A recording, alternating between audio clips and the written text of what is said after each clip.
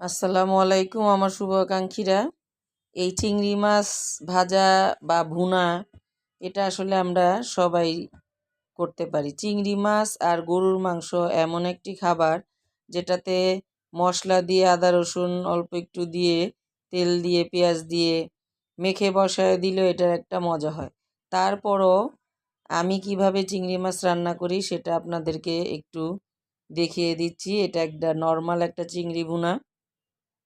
আমি প্রথম তেলে চিংড়ি মাছটি দিয়ে দিয়েছি, লবণ দিয়ে একটু ভেজে নিয়েছি। তারপর এখানে 1.5 কাপ পরিমাণ এখানে পেঁয়াজ দিয়ে দিয়েছি। চিংড়ির পেঁয়াজ ভুনাটা খুবই খেতে ভালো লাগে। তো চিংড়ি মাছ আমরা সবাই রান্না করতে পারি, তারপরও আপনাদেরকে রিকোয়েস্ট করব এভাবে আমি যেভাবে নর্মালি চিংড়ি মাছ রান্না করি একবার দেখে নিতে পারেন আপনার রান্নার সাথে মিলে যায় কি না। হলুদ মরিচের গুঁড়ো দিয়ে দিলাম এখানে সামান্য পরিমাণ, আর দিয়ে দিলাম জিরার গুঁড়ো,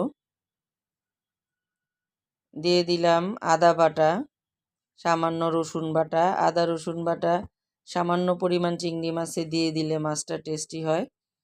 এই ভুনাটা আমার কাছে খুবই ভালো লাগে, তো এই ভুনাটা আমি এভাবেই করে নেই হালকা মশলায়।